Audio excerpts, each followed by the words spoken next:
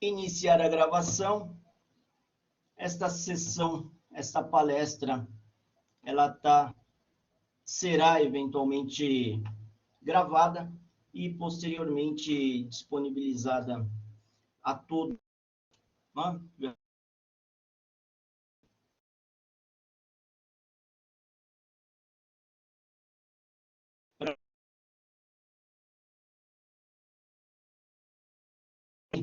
Falar um pouquinho.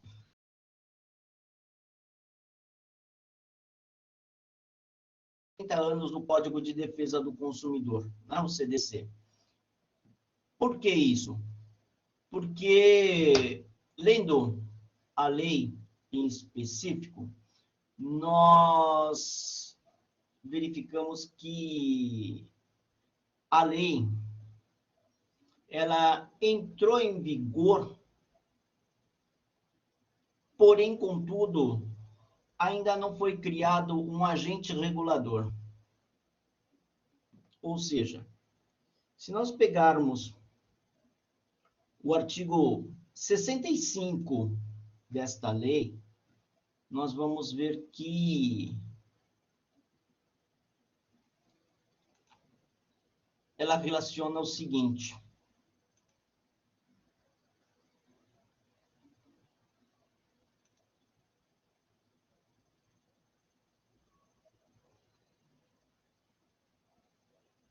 que é bastante interessante mencionar para vocês, que é o seguinte. Primeiro, a lei foi elaborada por redação da Lei 13.709 de 2018. Ou seja, em agosto de 2018, ainda na égide do governo Michel Temer, essa lei foi colocada à votação, foi elaborada pelo Congresso e sancionada pelo Michel Temer. E desde então, essa lei, ela menciona o seguinte, que no dia 28 de dezembro de 2018, ela entra em vigor. Ou seja, quanto aos artigos em específico, ou seja, o 55 especialmente, o 58 e 58B, ele entra em vigor em 2018. E essa lei 13.709, promulgada em agosto de 2018, de resto, não entrou em vigência. Ou seja, o artigo 52, 53 e 54, ele não entrou em vigor.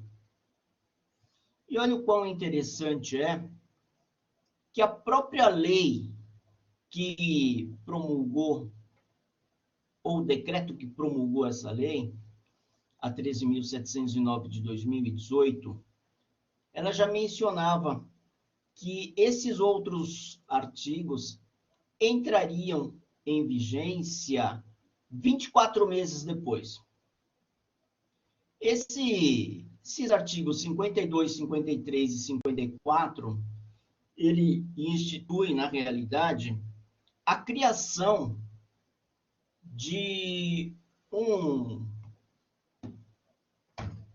departamento, entre aspas, ou seja, uma autoridade de regulação desses dados. E como que nós vamos fazer, então, se desde 2018 nós não temos, na verdade, uma regulação, um regulador? Nós não temos uma autoridade nacional de guarda desses dados, de proteção desses dados. E aí a gente vê o seguinte, pelo resumo da ópera, né? Como eu brinco sempre com vocês em sala de aula, não resta outra alternativa senão socorrer ao Poder Judiciário. Ou seja, desde então, se tem uma briga. Existe uma norma, mas não existe quem a regulamente.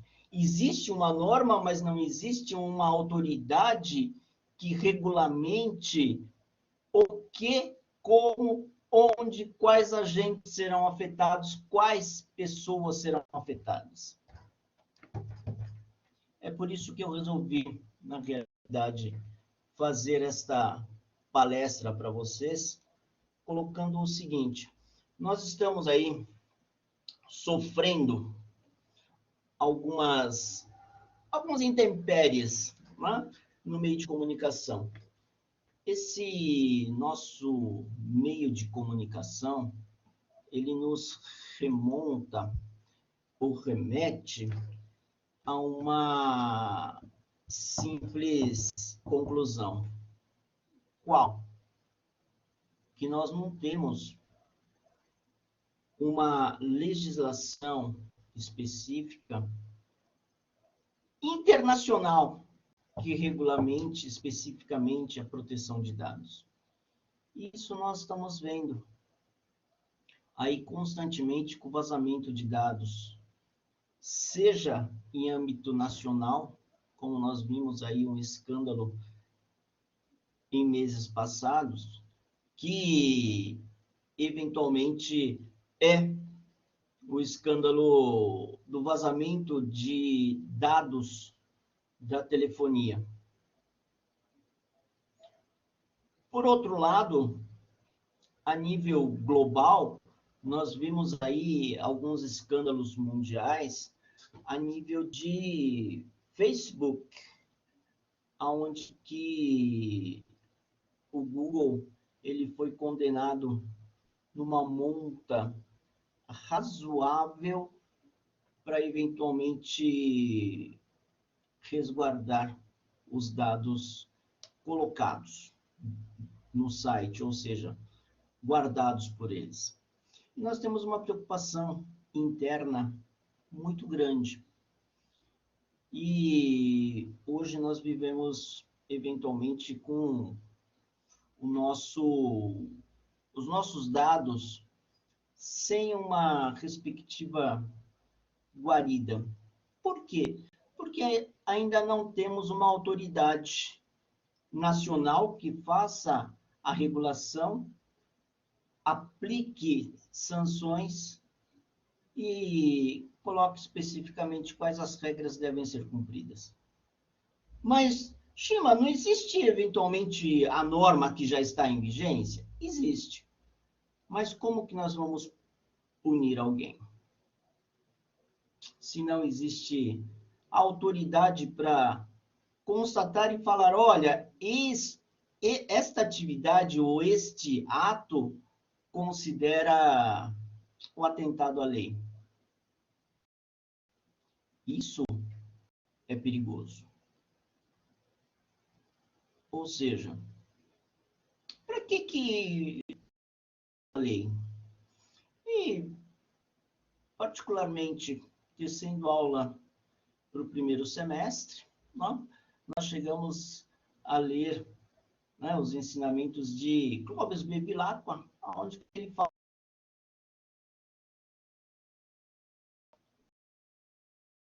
sentir o pensamento da lei, o que visa a lei.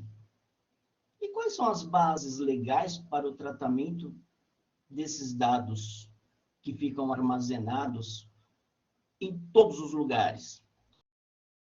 Hoje nós estamos numa situação bastante complexa, bastante complicada, qual? A pandemia.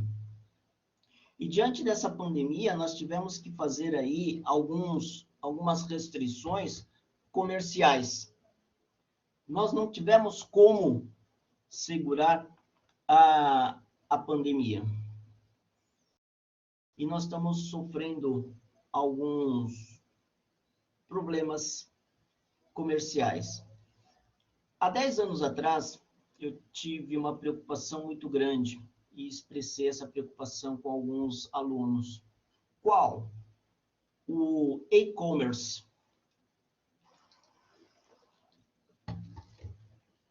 Ou seja, então somente aquilo que nós conhecemos como compra online.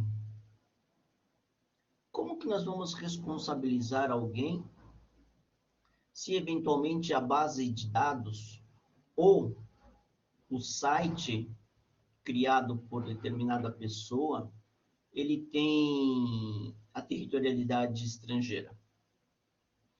Por exemplo, dentro de um site X, eu posso adquirir um produto em qualquer parte do globo, em qualquer parte do mundo. E diga-se, como suspeito, eu também faço compra nesse site. E, vez por outra, eu acabo adquirindo produtos de site japonês. Se der um problema crítico nessa relação de compra, eu vou acionar quem? Por outro lado, eu pergunto a vocês o seguinte: eles pedem os meus dados, RG, CPF, documentos de identificação, residência, que é natural. E esses dados acabam indo para onde?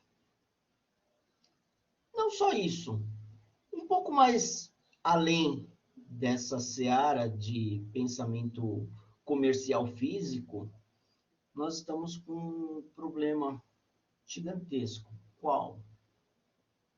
Nós estamos nos adaptando à utilização de ferramentas eletrônicas de comunicação.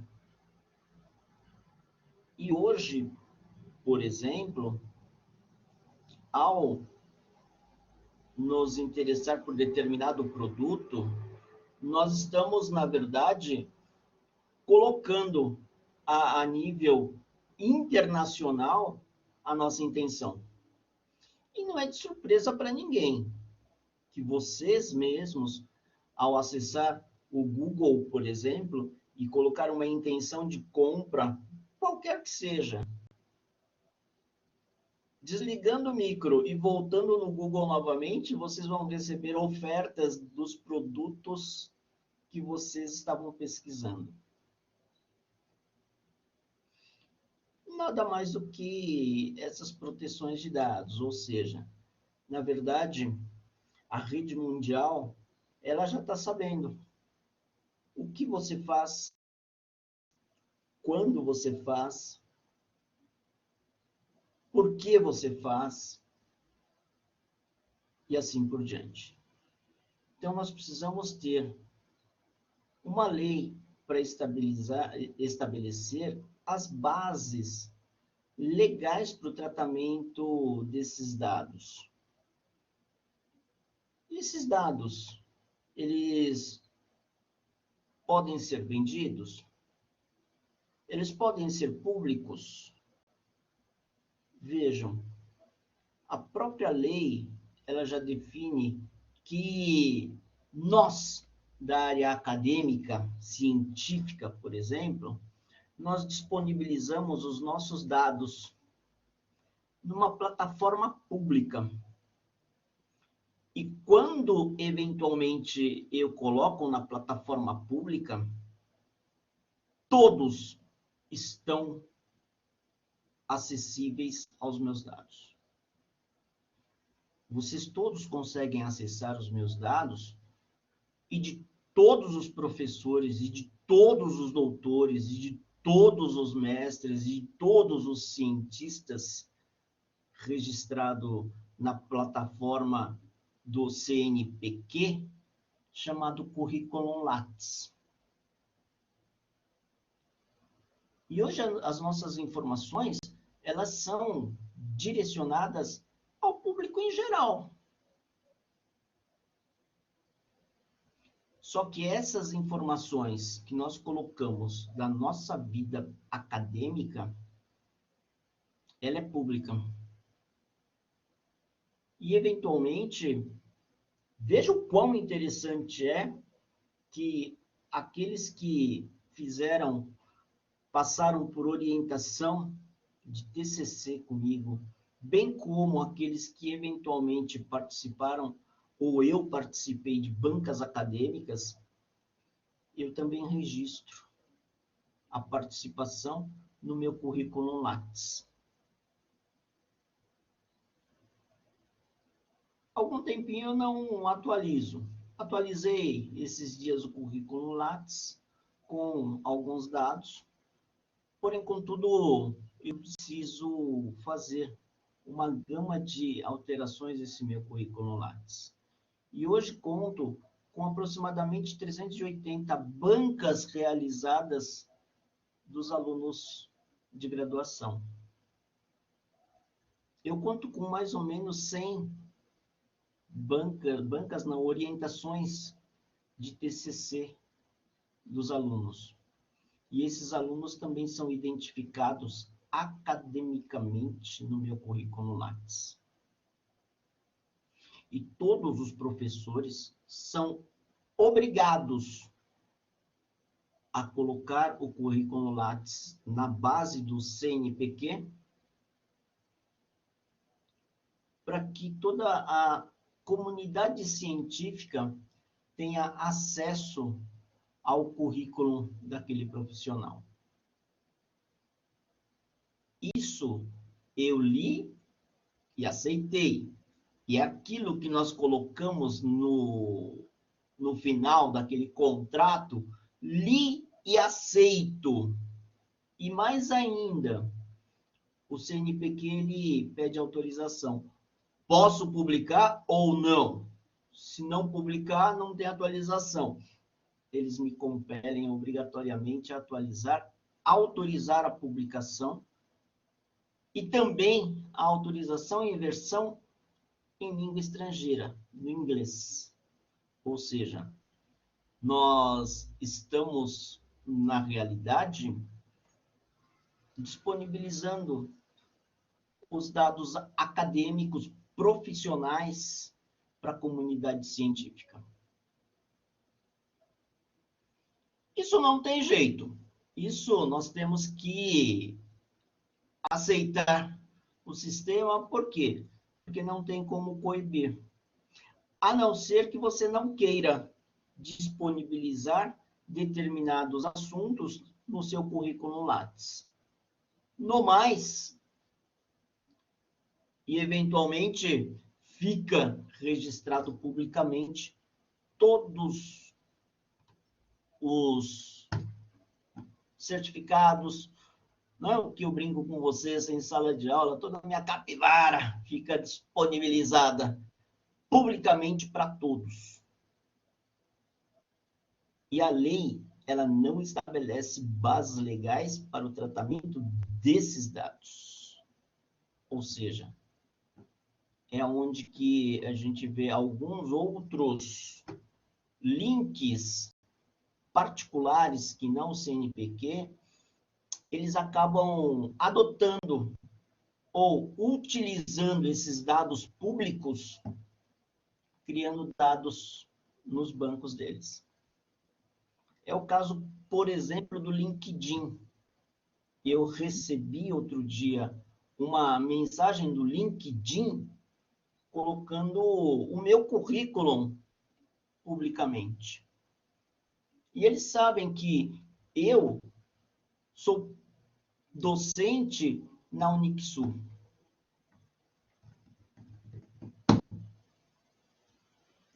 Esses dados não estão estabelecidos nessa lei em específico.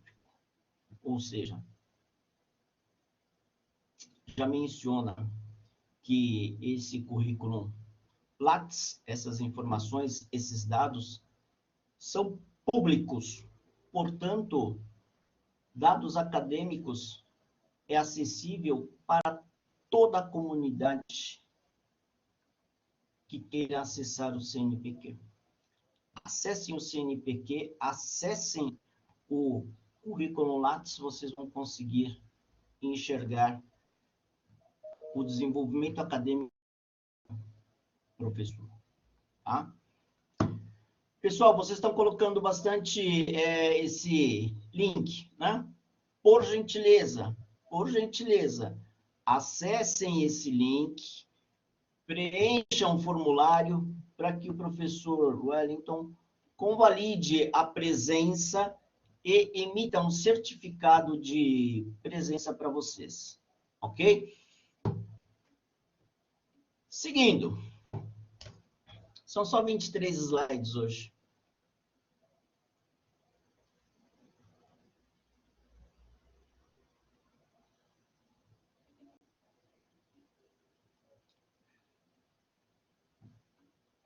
O que a empresa, na verdade, essa lei ela visa a regulação de dados que eventualmente estejam aí, na verdade, no território nacional, e dentro dessa territorialidade faça com que aqueles tratadores de dados eventualmente tratem os dados de maneira adequada.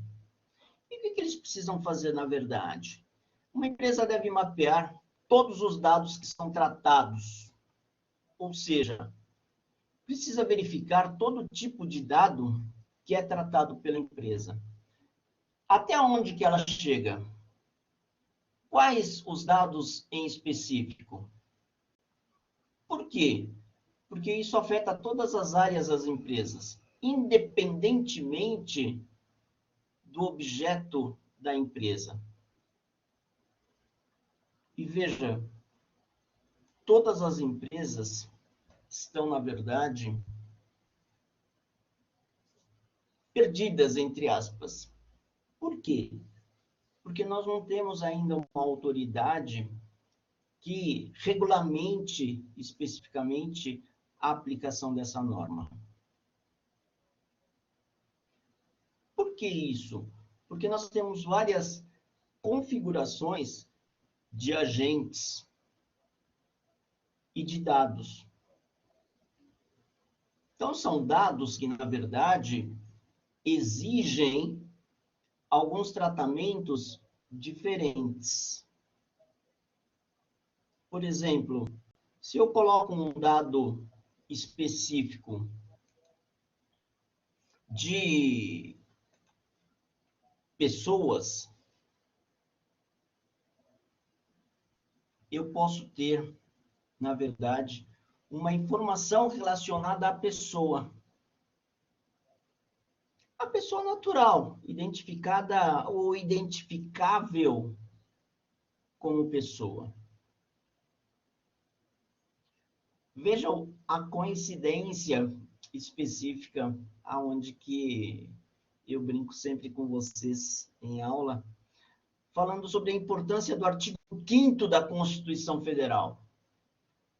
O artigo 5º da Constituição Federal é um dos artigos mais importantes, porque ele regulamenta os direitos fundamentais do cidadão.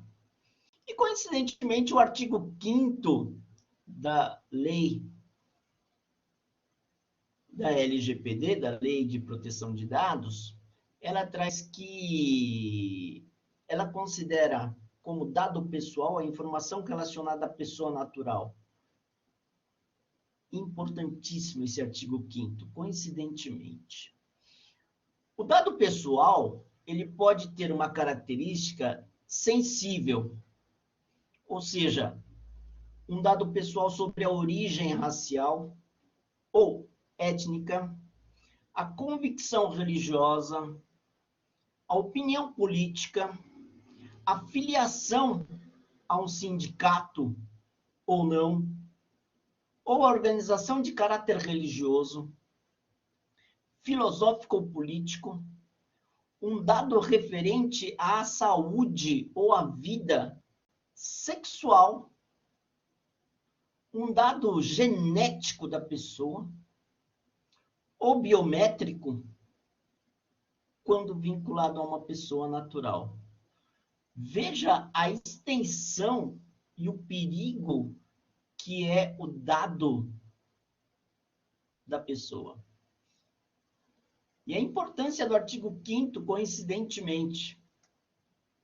Vocês já imaginaram o quão sensível e importante é esse dado pessoal? Ele vai conseguir detectar a minha origem, minha convicção religiosa, minha opinião política, afiliação a um sindicato ou uma organização religiosa. Se eu tenho alguma tendência filosófica ou política, um dado referente à saúde ou à sexualidade da pessoa, ou à vida sexual, quão privada é essas informações que ficam guardadas, seja em empresas, seja no governo, na base governamental, onde que se tem um dado genético também. É de suma importância essa lei. Nós não sabemos mais o que mais eles querem saber da gente. Que, de regra, o que nós comemos também eles sabem. O Google sabe. Se eu pesquisar, ou se data vênia, com todo o respeito, eu não procuro pedir comida por internet ou por WhatsApp ou por qualquer aplicativo. Mas imaginem vocês que se eu pedir constantemente almoço e janta no iFood, que é uma plataforma comum para todos, eventualmente eles sabem o que eu estou ingerindo. Se eu como muito sanduíche ou se eu como comida árabe ou comida japonesa. Não é só CPF e RG. Eles conseguem detectar tudo o que nós estamos fazendo. Conforme a Micaela mencionou, o Pix é uma forma de controle. Ou seja, eu nunca duvidei que o Pix ele fosse eventualmente para traçar informações com a Receita Federal. Quem criou o Banco Central para criar informações ou banco de dados para cruzar com a Receita Federal, coisa mais fácil. O terceiro item, dado anonimizado. Ou seja, esse talvez seja um dado que vai ter um caráter anônimo, ou seja, um dado relativo ao titular que não possa ser identificado, considerando a utilização de meios técnicos razoáveis e disponíveis na ocasião do seu tratamento. Mas aí vem aquele jeitinho brasileiro e coloca lá que tem mais tendência a isso ou aquilo. Obviamente, há necessidade de se ter aí a quebra desse anonimato. Então, um dado anonimizado, ele não retrata, na realidade, uma verdade que vai acontecer. Por quê? Porque, infelizmente, nós temos as informações falsas, as notícias falsas, a indução a determinada situação. Então, esse dado anonimizado, eu não sei se eventualmente vai surtir efeito. Deus queira que sim. Por quê? Porque aí nós teremos uma descoberta de dados de vocação, de informações a respeito de... O banco de dados. que é o conjunto estruturado de dados pessoais e fica estabelecido em um ou em vários locais, em suporte eletrônico ou físico. O inciso 5º fala que o titular geralmente é uma pessoa natural a quem se referem os dados pessoais que são objeto de tratamento. Ou seja, quem é que forneceu aquele dado? É o titular. O tratamento. O que é o tratamento dos dados? É toda operação realizada com os dados pessoais, com as que se referem à coleta, produção, recepção, classificação, utilização, o acesso, a reprodução, a transmissão, a distribuição, processamento, arquivamento, armazenamento, a eliminação, a avaliação, o controle de informação, a modificação dos meus dados que vão ficar guardados e a comunicação, podendo ser feita uma transferência, uma difusão ou extração dos dados. Então, o tratamento é muito importante. Por quê? Porque nós vamos saber o que vai ser feito com os nossos dados. E veja o quão é importante, o quão é perigoso essa lei ou esse armazenamento, que ele fala que o controle de informações ele pode ser eventualmente distribuído com entes internacionais.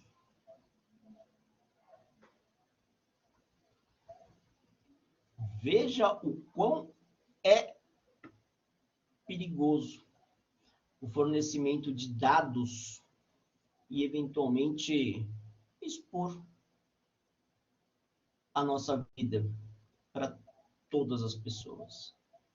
E veja o quão é interessante que eles sabem o dia que você comprou um celular e se o seu celular já está desatualizado.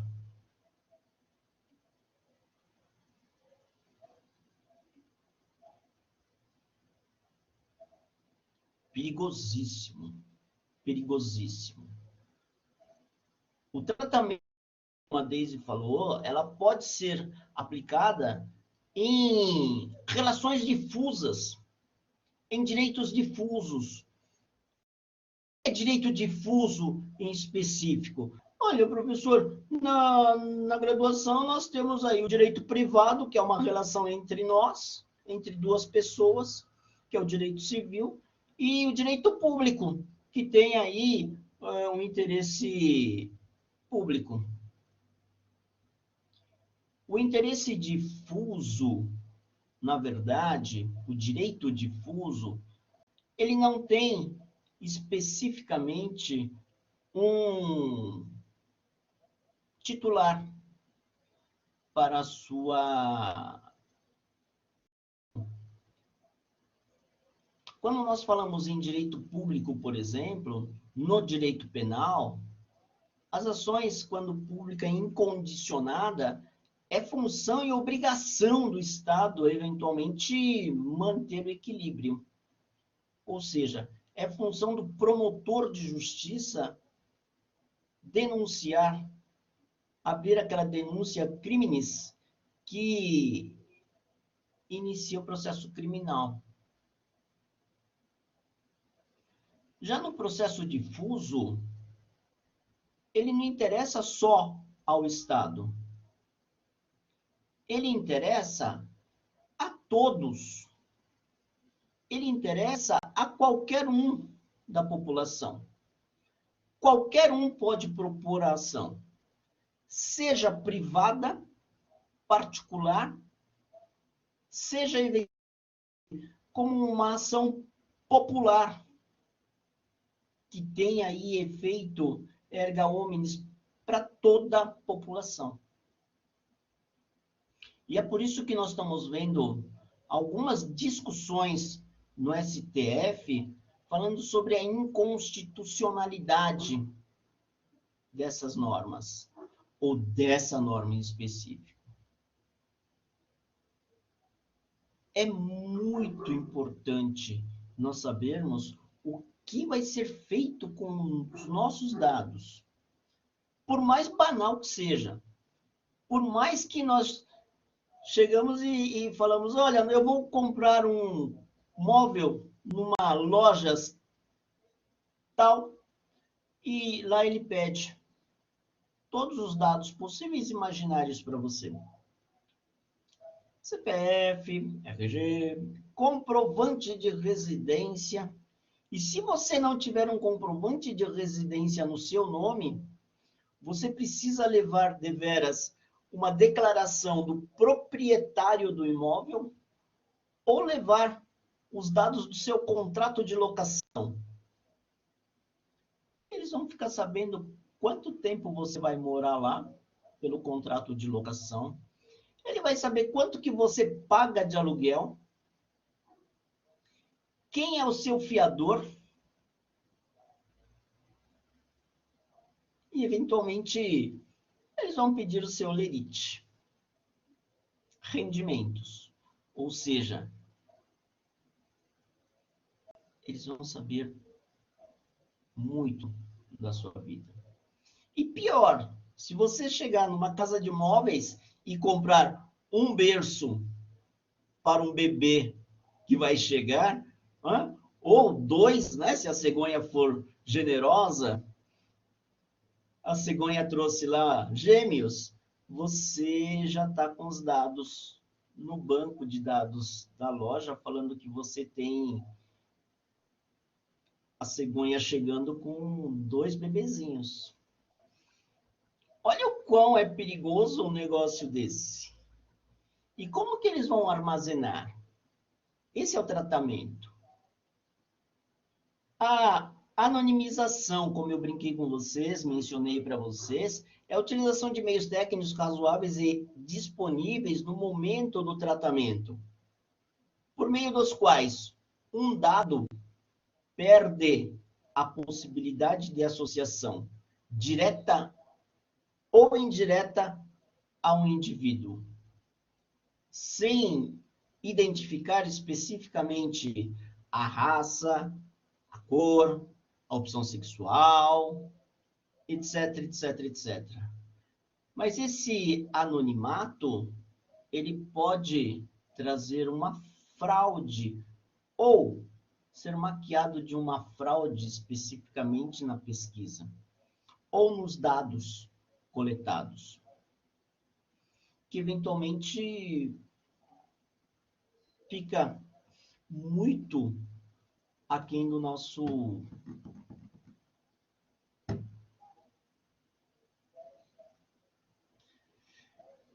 enfim, é muito importante. A transferência internacional dos dados, a transferência de dados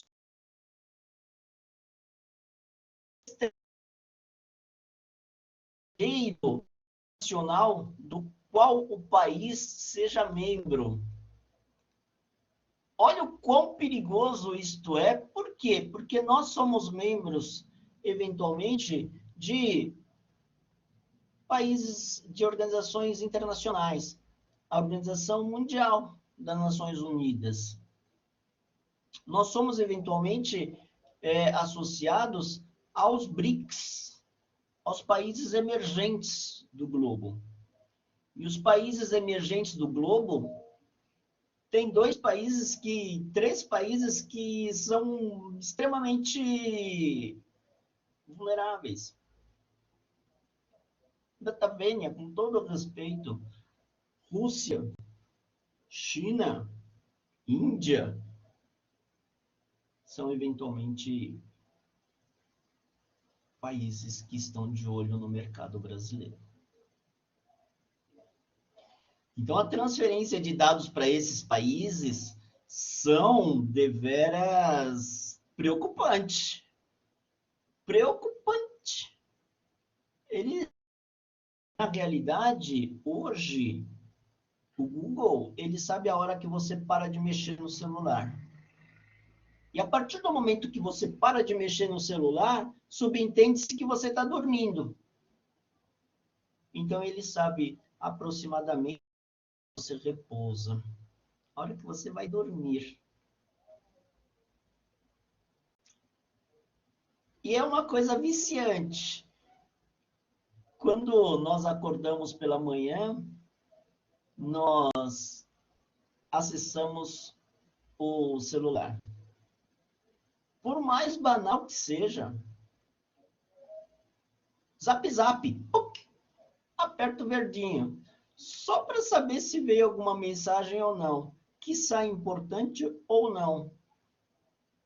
Indiretamente, eles sabem a hora que nós estamos acordando, a hora que nós estamos dormindo e a hora que nós estamos acordando. E não é difícil falar isso para vocês, porque como que eles verificam o percentual de pessoas circulando no país, ou circulando em dada cidade, em dada territorialidade mais específica, na região da Zona Leste, através da movimentação do celular. Quando a Claro, a Vivo, a Oi, ela pega ou a TIM, ela coloca eventualmente que o celular do Shima, ele andou do ponto 1 ao ponto 2.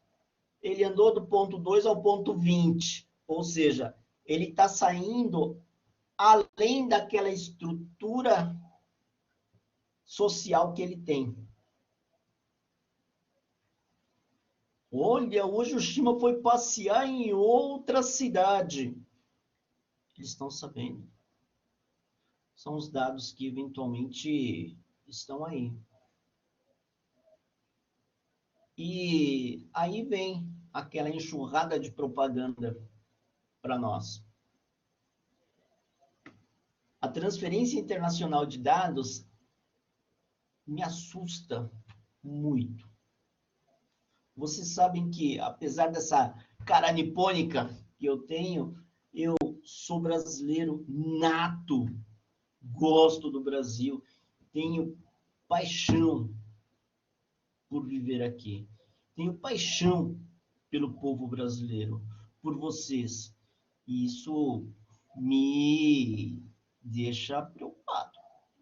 O uso compartilhado de dados, a comunicação, difusão, transferência internacional, interconexão de dados pessoais ou tratamento compartilhado de bancos de dados pessoais por órgãos e entidades públicos no cumprimento de suas competências legais, ou entre esses e entes privados, reciprocamente com autorização específica. Autorização específica? Aí tem. Ou seja, aquele li e concordo para um ou mais modalidades de tratamento permitidas por estes entes públicos, ou entre entes privados. Ou seja, eu vou fazer uma compra em qualquer lugar, ele sabe especificamente o que, como e onde. O que eu gosto, qual a minha preferência.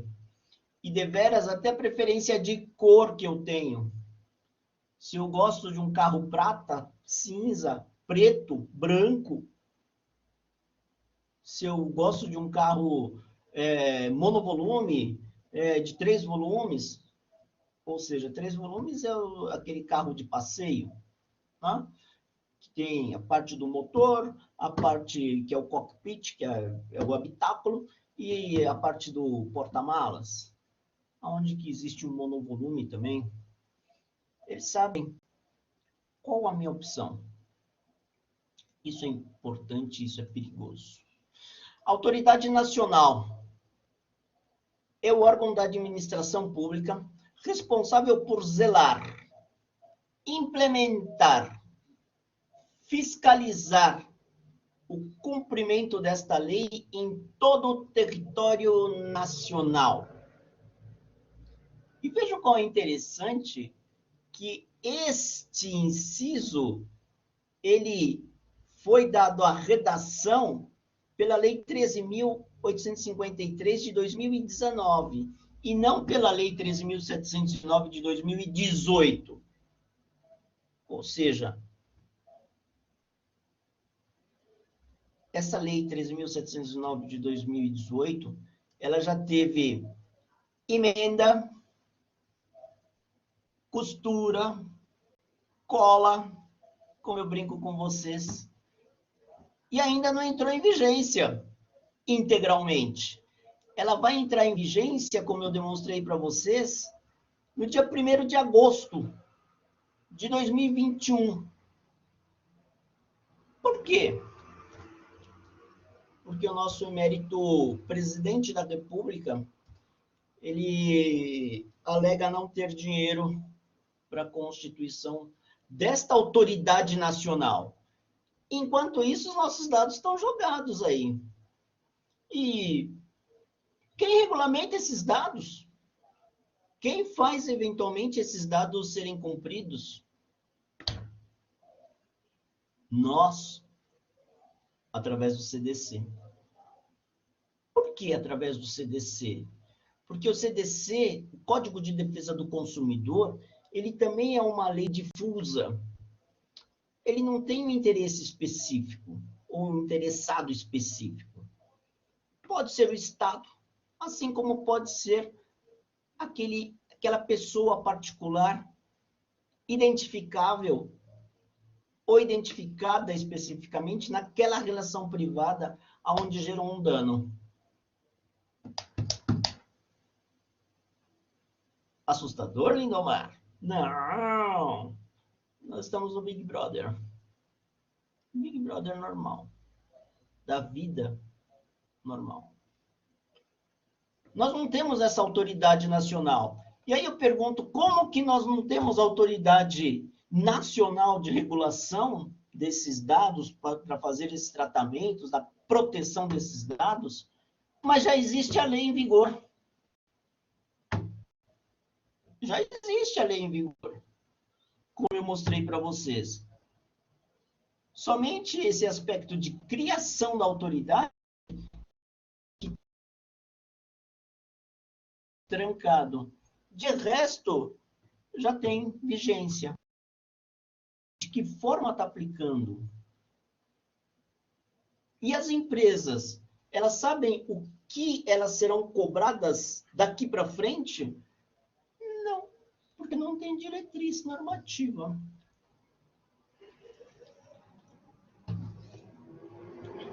Porque não existe regulação. O Hélio pergunta, professor, qual o limite entre o acesso aos dados pessoais e o acesso às ações pessoais na rede? O acesso de dados pessoais, eventualmente, de regra, precisam ser resguardados. É por isso que, eventualmente, as telefônicas, elas não podem fornecer dados dessa relação. Ela não pode saber quantas vezes eu ligo para o celular XYZ.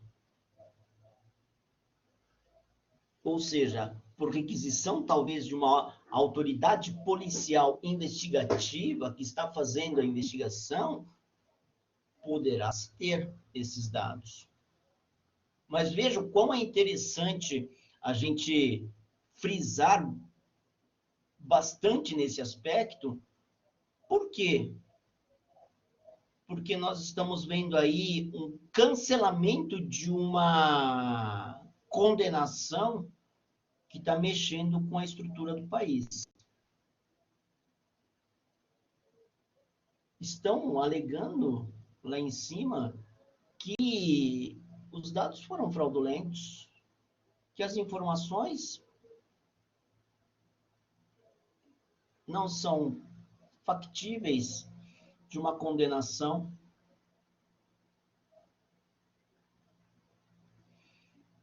Então, precisa sim ter aí o acesso e saber quem pode acessar esses dados. É o que eventualmente essa lei menciona. Por que é perigoso? Porque eles podem vender os nossos dados para os estrangeiros, para as organizações internacionais. E, quiçá, essas organizações internacionais vão fazer o quê com essas informações? E veja o quão é interessante que aqueles que, porventura, são rastreados pela Polícia Internacional, eles já têm tudo da pessoa, inclusive aqui no Brasil. Eles sabem a hora que a pessoa acorda, a hora que a pessoa vai dormir, quais os costumes que ela tem, o que ela acessa especificamente. Esses dados, de regra, só poderiam ser acessados através de uma autorização judicial ou pela autorização dessa autoridade que não foi criada ainda. E aí nós estamos à mercê dessa situação. O Mário coloca, bom dia, os dados coletados, os hábitos do consumo poderão ser usados na forma errônea para selecionar candidatos para um determinado emprego ou ser negado o ingresso em algum plano de saúde? Lógico, com certeza. Infelizmente, de forma velada, nós temos essa utilização. Nós sabemos, eventualmente, que esses dados são utilizados constantemente. E a nossa colega Daisy, ela já colocou. Isso também é utilizado na relação de trabalho? Com certeza. E esses dados são importantíssimos. Muito perigoso. Muito perigoso. É por isso que eu trago algumas coisas para vocês, eventualmente, chamando atenção em alguns momentos. Olha, isso é perigoso, toma cuidado com isso, porque aquilo, porque nós temos interpretações de normas, interpretações das leis. Tá? E veja, interessante que existe uma regulamentação para a autoridade, né, de proteção de dados, ou seja, a Autoridade Nacional de Proteção de Dados, ela foi criada pela medida provisória 869 de 27 de dezembro de 2018. Porém, já sofreu várias interferências de outras normas. Né? Mas, de regra, é o órgão responsável por zelar, implementar e fiscalizar o cumprimento da lei para fazer que as empresas cumpram o que está previsto em lei. Para isso, suas competências relevantes são a coordenação de políticas para a implementação da Lei Geral de Proteção de Dados, as atribuições de fiscalização, normativas e sancionadoras do que prevê a lei. Veja o quão interessante é essa palavra sancionadoras ou sancionatórias. Ela tem o condão de aplicar multas vamos dizer que ela seja um PROCON nacional, onde que ela tem a coordenação das políticas para a implementação da LGPD. E nós não temos ainda. Ela vai ser criada só em agosto. Deus queira que assim o seja, porque pode vir outro decreto do ministro Paulo Guedes, junto com o digníssimo presidente, falando que vamos empurrar com a barriga porque não tem dinheiro para implementar. Por quê? Porque, na verdade, e a verdade seja dita, a criação de uma autoridade que eventualmente tenha a responsabilidade e que tenha um equiparato técnico para o cumprimento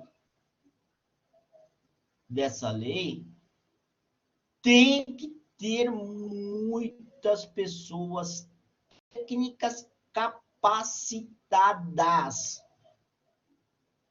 Data vênia, com todo respeito, não é as características de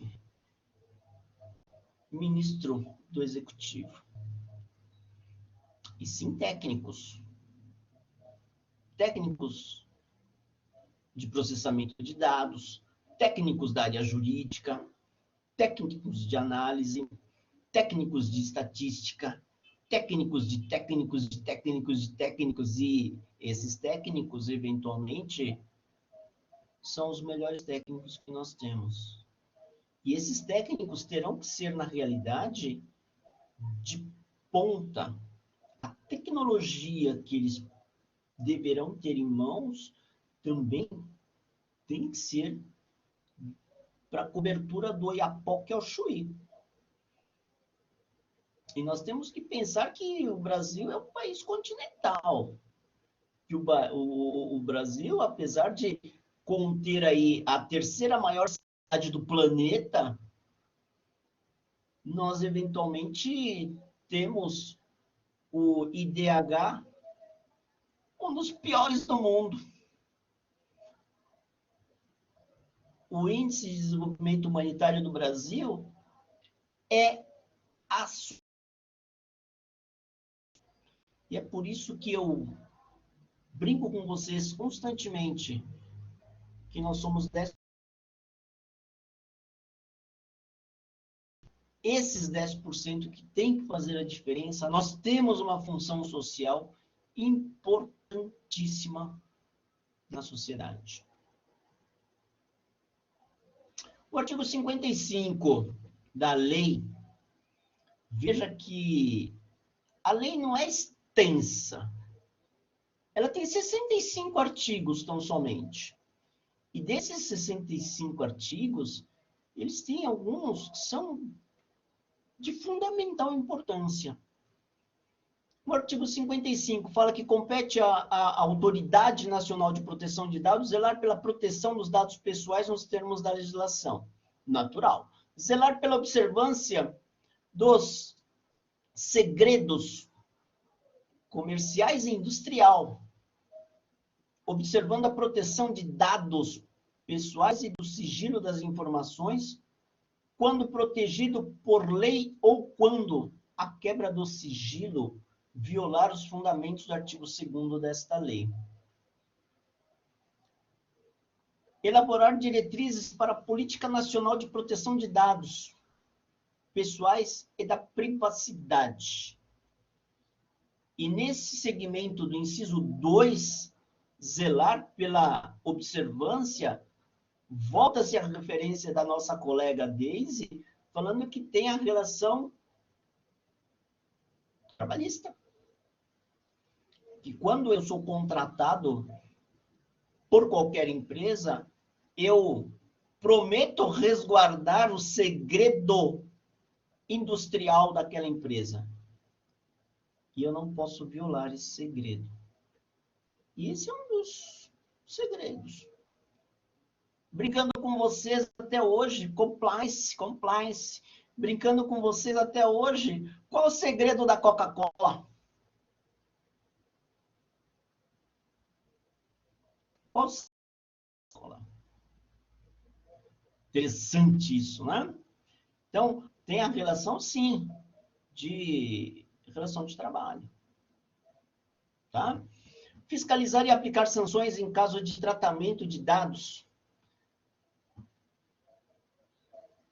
realizado em descumprimento à legislação, mediante processo administrativo que assegure o contraditório, a ampla defesa e o direito de recurso. Da Constituição da ampla defesa e do contraditório. Apreciar petições do titular contra o controlador após comprovada pelo titular a apresentação de reclamação ao controlador não solucionada no prazo estabelecido em regulamentação. E esta regulamentação, se não foi criado nem o órgão, imagina a regulamentação. Creio eu, Data Vênia, que esse ano não sai, devido ao de caos que nós estamos vivenciando, talvez não tenha este ano ainda. Promover na população conhecimento das normas e das políticas públicas sobre proteção de dados pessoais e das medidas de segurança. E veja, por iniciativa de 3 ou 4 alunas do semestre passado, elas tiveram e enfrentaram esse tema comigo na elaboração do TCC. E vejam como é interessante que promover a população conhecimento das normas e das políticas públicas sobre a proteção de dados. Será que eles vão instruir a população nesse sentido? Ou não? É uma das funções primordiais da ANPD. O artigo 55, inciso K, ele fala que a aplicação das sanções previstas nesta lei compete exclusivamente à Autoridade Nacional de Proteção de Dados. E suas competências prevalecerão no que se refere a proteção pessoais sobre competências correlatas de outras entidades ou os órgãos da administração pública. O parágrafo único do artigo 65, ele menciona o seguinte: a Autoridade Nacional de Proteção de Dados articulará sua atuação com outros órgãos e entidades com competências sancionatórias e normativas. Provavelmente terá uma integração junto aos PROCONs, ou seja, as Procuradorias do Consumidor, que eventualmente tem essa função, ou ao Ministério Público de cada estado ou federal que possa fiscalizar. Porém, contudo, ele não tem a ordem sancionatória. Essa regulamentação também é perigosa. Afetas ao tema de proteção de dados pessoais, o órgão central de interpretação desta lei e do estabelecimento de normas e diretrizes para implantação. Desde professor instruir, dá trabalho. Mal se ensina o básico de constitucional e direito do consumidor. Quem dirá ensinar sobre proteção de dados? Pois é, Deise. Aí vem o Shima e brinca com vocês. A função social de vocês, 11%, 10% da população nacional, é erradicar essa ignorância.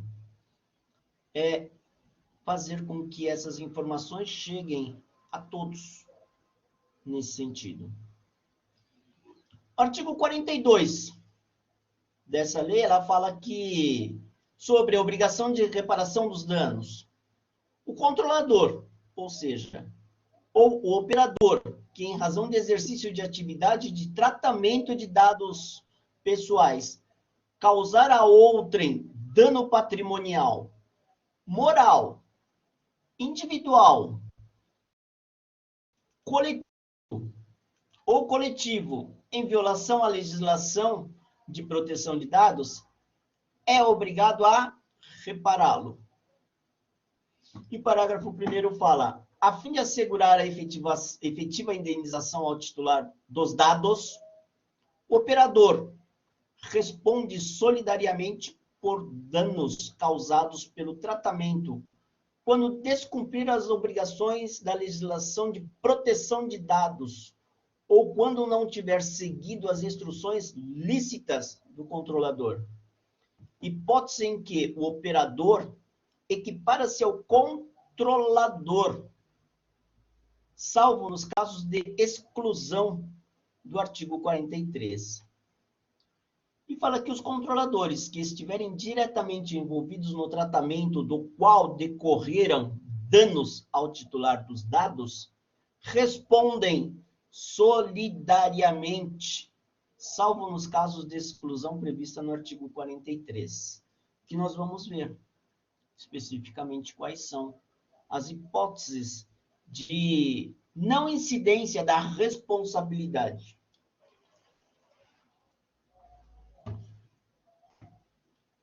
Interpretando aqui o artigo 42, se não temos uma autoridade nacional de proteção de dados, mas existe uma lei,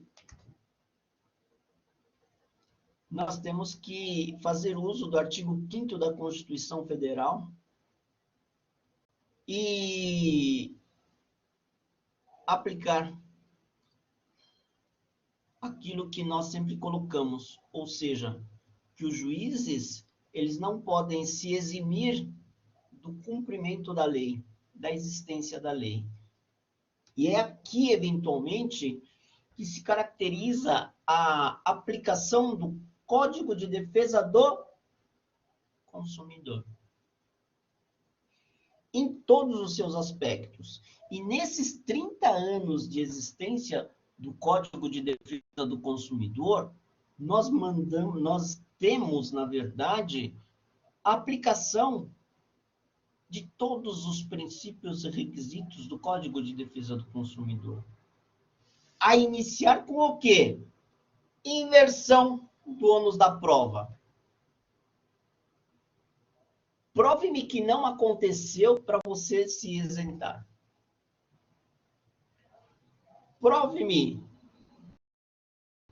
a não responsabilidade do fornecedor ou do controlador ou do operador desses dados, que eventualmente a justiça o isenta dessa responsabilidade.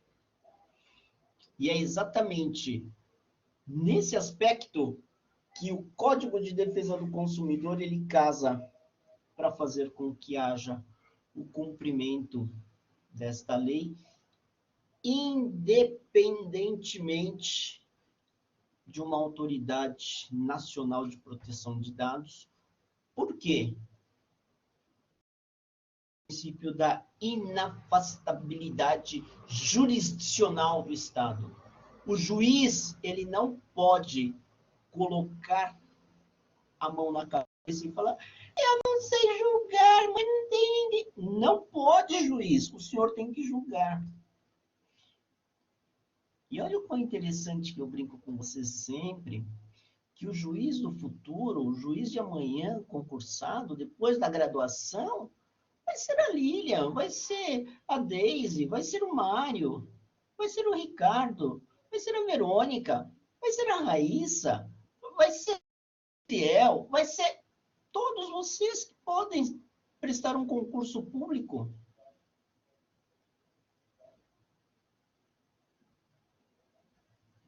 Irá aprender, Deise. Porque você será a primeira juíza da causa quando você admitir trabalhar, atuar no processo como advogada. Você é a primeira juíza da causa. Você sabe se vai ganhar ou se não vai. a batata quente está na nossa mão. E o Shima está transferindo parcialmente essa responsabilidade para os acadêmicos. Já perceberam, né? Já perceberam. Então, nós temos que aclarar, que esclarecer para vocês essas importâncias que está sendo colocado para nós e que nós estamos vivendo hoje. E menciona ainda, no 42, que o juiz no processo civil poderá inverter o ônus da prova a favor do titular dos dados quando, a seu juízo, for verossímil a alegação, houver hipossuficiência para fins de produção de prova ou quando a produção de prova pelo titular resultar-lhe excessivamente onerosa. É iter literis artigo do CDC. Por isso que tem casamento entre essa lei e o CDC. As ações de reparação por danos coletivos que tenham por objeto a responsabilização nos termos do caput desse artigo podem ser exercidos coletivamente em juízo, observado o disposto na legislação pertinente. Ou seja, coletivamente é diferente de difuso. Ou seja, vazou os dados do sindicato dos trabalhadores de tal categoria. Aqueles daquela coletividade são representados. Aquele que reparar o dano ao titular tem direito de regresso contra os demais responsáveis, na medida de sua participação no evento danoso.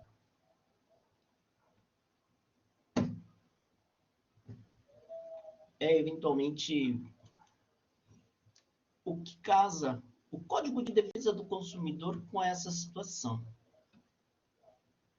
Artigo 45 fala sobre as hipóteses de violação do direito do titular no âmbito das relações de consumo. Permanecem sujeitas às regras de responsabilidade previstas na legislação pertinente do consumo. Ou seja,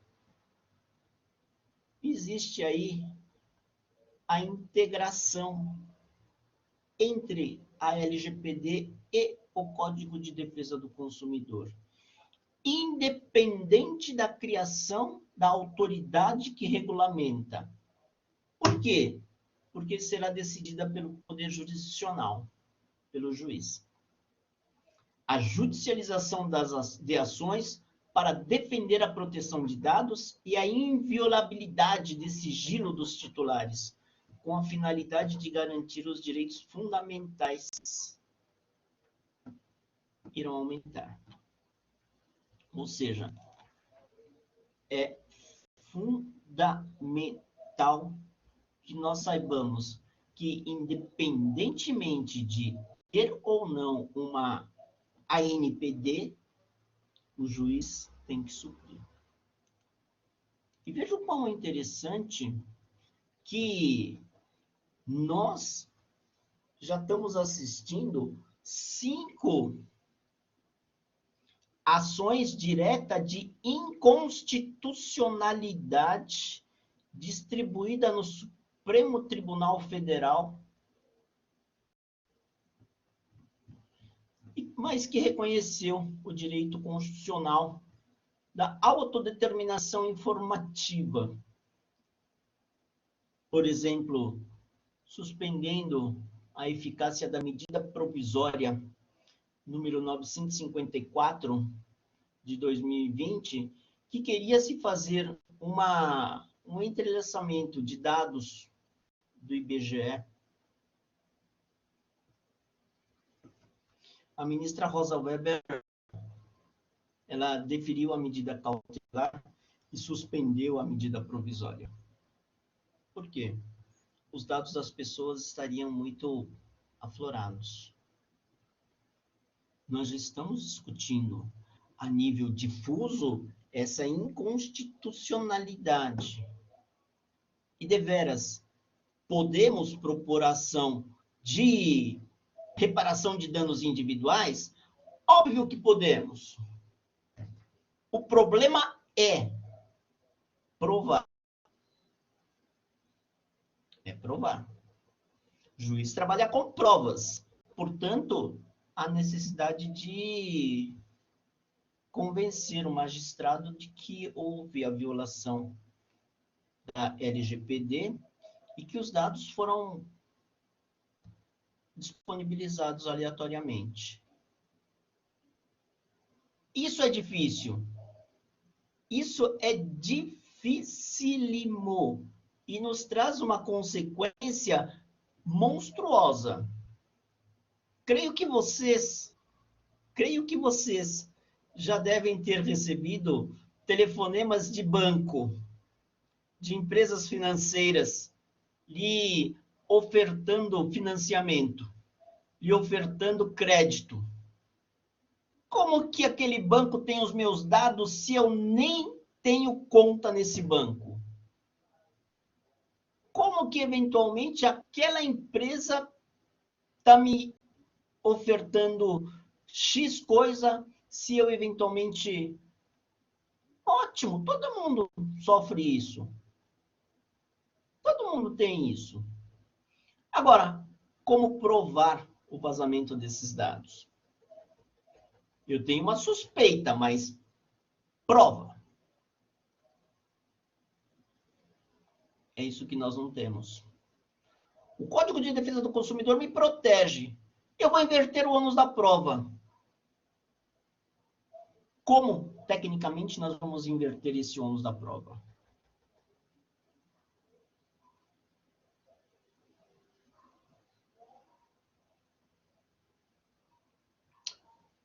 Como, Davi, essas empresas obtiveram informações de que vocês estariam no primeiro semestre, se eventualmente a faculdade não fornece dados? Não fornece.